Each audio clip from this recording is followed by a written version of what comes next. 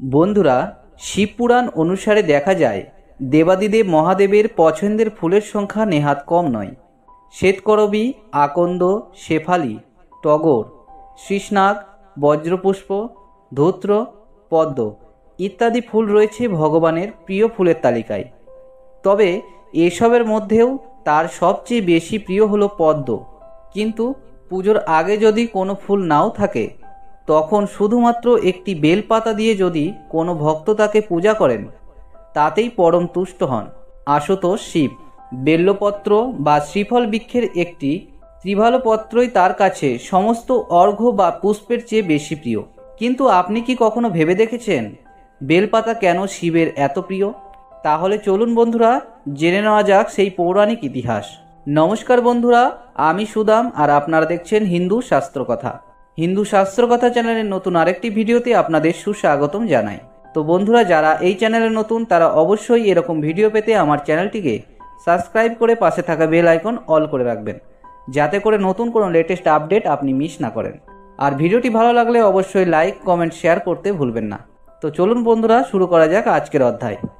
বেল্লবৃক্ষ মাহাত্ম্য বর্ণনায় বলা হচ্ছে, বেল্লুপত্রের ত্রিফলপত্রের মাঝখানের পাতাটি শিবস্বরূপ, বামপত্র ব্রহ্মাস্বরূপ এবং ডানপত্র বিষ্ণুস্বরূপ।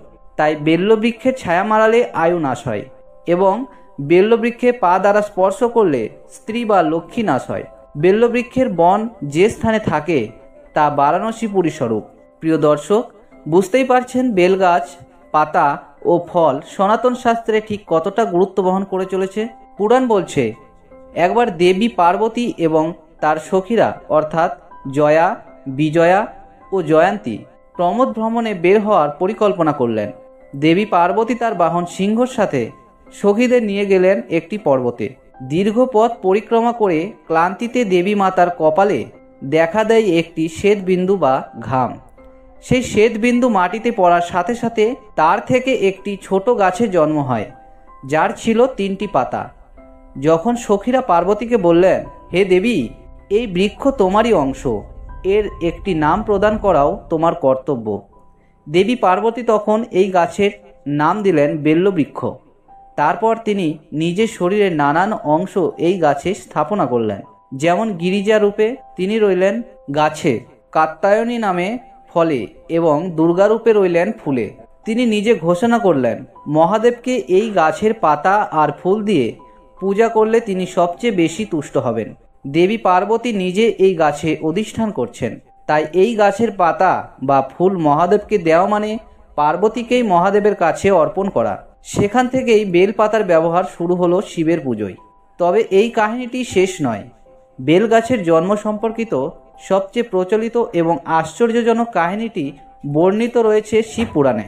সেই কাহিনীটি জানার আগে চলুন বন্ধুরা জেনে নিই বেল গাছ সম্পর্কে এমন কিছু তথ্য যা আপনারা অনেকেই জানেন না। বন্ধুরা, বৈদিক শাস্ত্রমতে বেলপাতার 3টি পাতা একত্রে থাকলে তাকে একটি বেলপাতা বলা হয়। এই 3টি বেলপাতা একত্রে ব্রহ্মা, বিষ্ণু এবং মহেশ্বরের প্রতীক। অন্যদিকে বিল্লবৃক্ষের ত্রিফলপত্রকে নিরাকার পরম ব্রহ্মের ত্রিনয়ন হিসেবে বিবেচিত হয়। বলা হয়, বেল্লপত্রের 3টি পাতা যথাক্রমে পূজা, স্তোত্র ও জ্ঞান। এছাড়াও বেলগাছের কাণ্ড বা শাখা যথাক্রমে সৃষ্টি, স্থিতি ও লয়কে উপস্থাপনা করে। আপনারা অনেকেই জানেন, আমাদের শাস্ত্রের 3 সংখ্যাটির গুরুত্ব অত্যাধিক। আমাদের গুণও 3টি, সত্য, রজ আর তম। আমাদের পরম আরাধ্য 3 জন তথা ব্রহ্মা, বিষ্ণু আর মহেশ্বর। আমাদের 3টি লোক তথা স্বর্গ, মর্ত আর পাতাল। বলা হয় বেলপাতা এই 3কেই বোঝায় একই সঙ্গে। তাই মহাদেবকে বেলপাতা অর্পণ করা মানে নিজের 3 গুণ, 3 লোক, সব দেবতা এবং সব কিছু তাকে নিবেদন করা। একটি বেলপাতা তাই নিজেকে সার্বিকভাবে সমর্পণকে নির্দেশ করে। পুরাণ অনুযায়ী সমুদ্র মন্থনের সময় যখন ফলাফল নামক ভয়ঙ্কর বিষ উত্থিত হয়, তখন দেবাদিদেব মহাদেব বিশ্ব ব্রহ্মাণ্ডকে রক্ষা করার জন্য সেই বিষ পান করেছিলেন। সেই বিধ্বংসী গরল পান করার পর বিষের প্রভাবে তার কণ্ঠ নীলবর্ণ ধারণ করে। এই কারণে শিবের আরেক নাম নীলকণ্ঠ। অন্যদিকে বিষের প্রভাবে গরম হয়ে উঠতে থাকে দেবাদিদেব মহাদেবের শরীর। তখন দেবতারা তার মাথায় গঙ্গা জল ঢালতে শুরু করেন।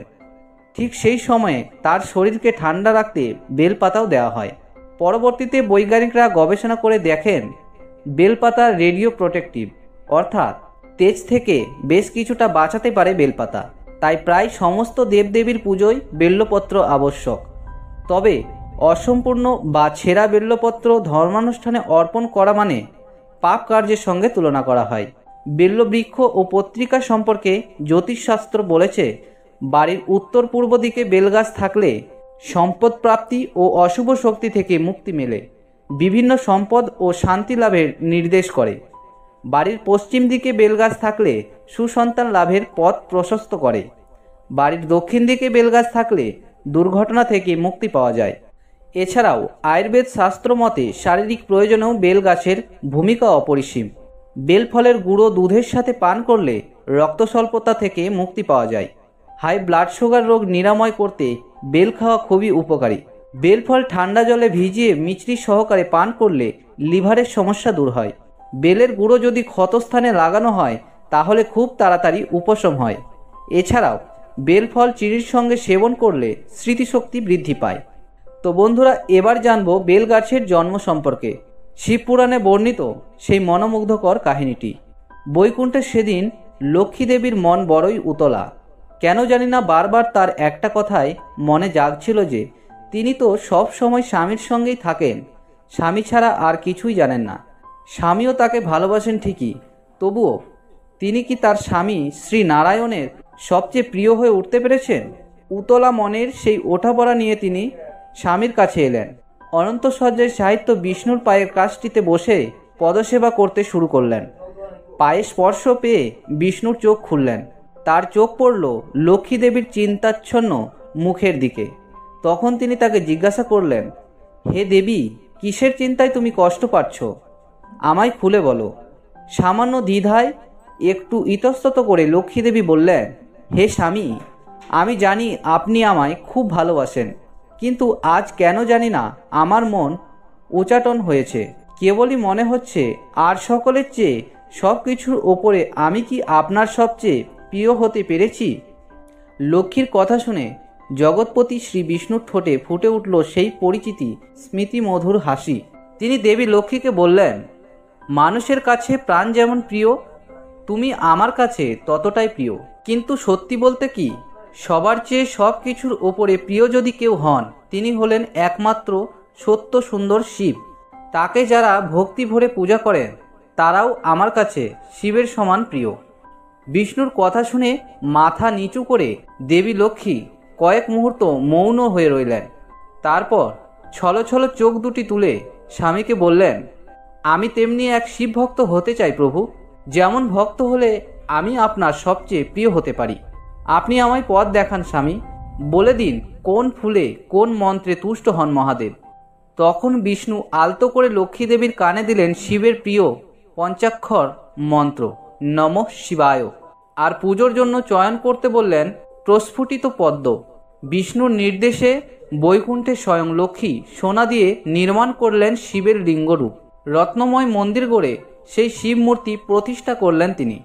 তারপর শুরু করলেন আরাধ্য দেবতার শিবের নিত্য পূজা। প্রতিদিন প্রভাতে দেবী লক্ষ্মী সরোবরে গিয়ে নিজের হাতে চয়ন করেন প্রস্ফুটিত পদ্ম। তারপর পবিত্র গঙ্গা জলে পরম নিষ্ঠার সেই পদ্মগুলি ধুয়ে গুনতে বসেন। পরপর 3 বার গুনে পুজোর থালায় সাজিয়ে নেন 100টি পদ্ম। সেই 100 পদ্মের অর্ঘ্য দিয়ে চলতে লাগলো বিষ্ণুভরণী দেবী লক্ষ্মীর শিব পূজা। এভাবেই কেটে গেল পুরো একটা বছর। এলো বৈশাখ মাস। সেদিন বৈশাখের শুক্লাপক্ষের তৃতীয়া। প্রতিদিনের মতো পদ্ম চয়ন করে ধৌত করে গণনা করে থালায় সাজিয়ে পুজোয় বসেছেন দেবী লক্ষ্মী। নয়ন মুদ্রিত করে দেবাদিদেবের গভীর ধ্যানে ধ্যানস্থ হলেন তিনি। সেই সুযোগে ভক্তকে পরীক্ষা করার জন্য শিব পূজার থালা থেকে 2টি পদ্ম হরণ করে নিলেন। ধ্যানের পর লক্ষ্মী যখন অঞ্জলি দিতে শুরু করলেন, তখন হঠাৎ চোখে পড়ল পুরো 100টি পদ্ম থেকে 2টি পদ্ম অনুপস্থিত। এখন পুজো সম্পন্ন হবে কি করে? পুজোর মাঝে নিজের আসন ছেড়ে পুষ্প চয়ন করতে গেলে শিবের অপমান হবে। এখন উপায়? ব্যাকুল লক্ষ্মী যখন কোনো দিকেই কোনো দিশা খুঁজে পাচ্ছেন না, তখন তার মনে পড়ে গেল বিষ্ণুর একটি কথা। তিনি একবার লক্ষ্মীর বক্ষ যুগলকে তুলনা করেছিলেন পরিস্ফুটিত যুগল পদ্মের সঙ্গে। ভগবান বিষ্ণুর কথা কখনো মিথ্যা হয় না, তাই সেই পদ্ম সদৃশ্য অঙ্গদয় উৎসর্গ করেই পূজা সম্পন্ন করতে চাইলেন লক্ষ্মী। এই দৃশ্য দেখে অভিভূত হলেন শিব। তাই ভক্তের প্রসন্নতা নিয়ে লক্ষ্মী যখন তার বক্ষ যুগল কর্তন করতে উদ্ধত হলেন, তখন মহাদেব আর চুপ করে থাকতে পারলেন না। সম্মুখে আবির্ভূত হয়ে সে কাজে বাধা দিলেন। বললেন, মাগো, আমি আশুতোষ শিব, আমি অল্পতেই তুষ্ট হই মা। তোমার মাতৃ অঙ্গ ছেদন করে আমায় তুমি অনুতপ্ত করেছ, প্রসন্ন করেছ। বলো মা, তুমি কি বর প্রত্যাশা করো? লক্ষ্মী শিবকে স্তবস্তুত করে বললেন, হে ভগবান, দিতে হলে আমায় এই বর দিন, যাতে আমি আমার স্বামীর সবচেয়ে প্রিয় হতে পারি। শিব তখন মৃদু হেসে বললেন, তাই হবে মা, তবে তোমার বলিদানের কথা কেউ কোনোদিনও ভুলতে পারবে না, কারণ তোমার ওই অঙ্গ থেকে ধরায় জন্ম হবে বেল নামক বৃক্ষের, আর পত্র হবে আমার ত্রিনয়ন। তার ফলের স্বাদ হবে তোমার বক্ষসুধার অনুরূপ। হে দেবী লক্ষ্মী, তোমার আরেক নাম শ্রী, তাই এই বৃক্ষেরও নাম হবে শ্রী, আর ফলের নাম হবে শ্রীফল, আর তার পত্রকে বলা হবে শ্রীপত্র। যতদিন ধরায় চন্দ্র সূর্য থাকবে, এই বৃক্ষও ততদিন থাকবে। এর পত্রে পূজা পেয়ে আমি হব পরম তুষ্ট। শিবের অনুগ্রহে সেই বৈশাখের তৃতীয়া তিথিতে পত্র, পুষ্প ও ফলসহ বেলবৃক্ষের জন্ম হলো মর্তে। তো বন্ধুরা, এবার নিশ্চয় বুঝতে পেরেছেন বেলপাতা কেন দেবাদিদেবের এত প্রিয়।